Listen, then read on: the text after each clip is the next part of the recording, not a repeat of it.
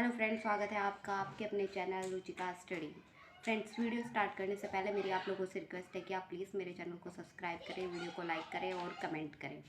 Friends, इससे पहले हमने वीडियो में पढ़ा था भारतीय संविधान का भाग 1, ठीक है फ्रेंड्स। और आज हम पढ़ेंगे भारतीय संविधान का भाग 2, भारतीय नागरिकता।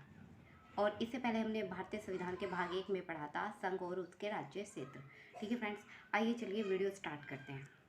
भारतीय नागरिकता।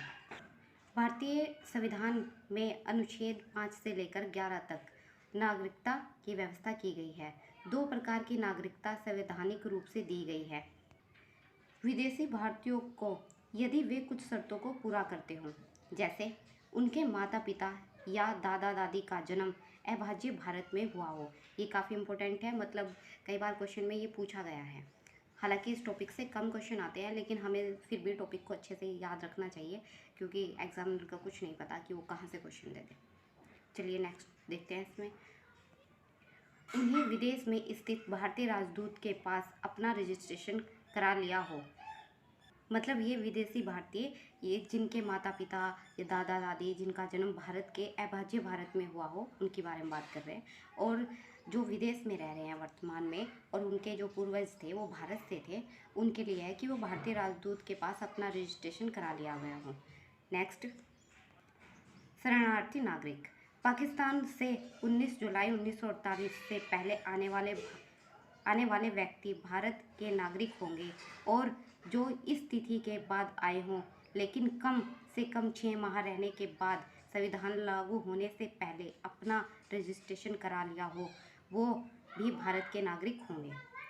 देखिए, आइए इसे समझते हैं। मतलब कहने का इसमें ये मतलब है कि जो लोग 19 जुलाई 1948 से पहले भारत में आए हों वो भारत के नागरिक कहलाएंगे, और इस तिथि के बाद जो आए हैं, मतलब 19 जुलाई 1948 के बाद जो भारत में आए हैं लेकिन कम से कम वो भारत में 6 महीने रहे हैं उसके बाद, और उन्होंने अपना रजिस्ट्रेशन करा लिया हो, तो वो भी भारत के नागरिक कहलाएंगे।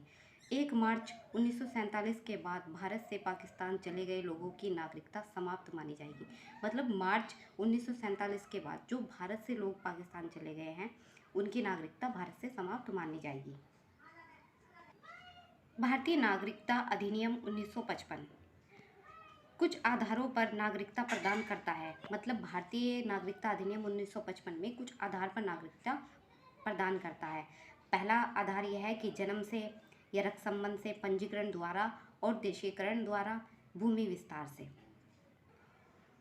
इन बिंदुओं के अलावा ऐसे व्यक्ति को भारतीय नागरिकता मिल सकती है जो निम्न क्षेत्र से हो, जैसे साहित्य, विज्ञान, कला, विश्व शांति, दर्शन और मानव विकास। देखिए, भारतीय नागरिकता मतलब जो जन्म से भारत में जन्मा हो, जिसका जन्म या रक्त संबंध हो जैसे हमारे पूर्वज से संबंध, या रजिस्ट्रेशन जैसे हमारे पूर्वज भारत से हो और हम अदर देश में रह रहे हो, उसका जो पंजीकरण हम भारतीय राजदूत के पास कराएंगे वो, और विदेशीकरण से। नेक्स्ट है हमारा भूमि विस्तार। और इन बिंदुओं के अलावा जो हमें नागरिकता मिलेगी वो जैसे साहित्य के क्षेत्र से संबंधित है, विज्ञान, कला, विश्व शांति और दर्शन, मानव विकास। नेक्स्ट अधिनियम है हमारा नागरिकता अधिनियम 1986, ठीक है फ्रेंड्स। आइए इसको भी देखते हैं।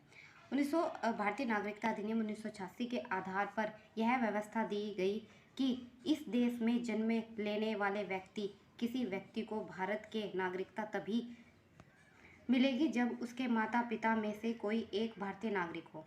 मतलब ये अधिनियम 1986 के आधार पर जो नागरिकता का मैटर था, इसमें ये था कि अगर हम भारत में जन्म ले रहे हैं, कोई बच्चा भारत में जन्म ले रहा है, लेकिन उसे भारत की नागरिकता तब मिलेगी यदि उसके माता या पिता में से कोई भारतीय हो।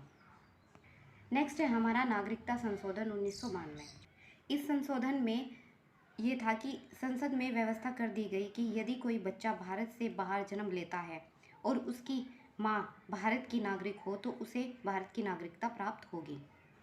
नेक्स्ट है हमारा ओवरसीज नागरिकता 2003। ये वो देश है, ये टोटल 16 देश है।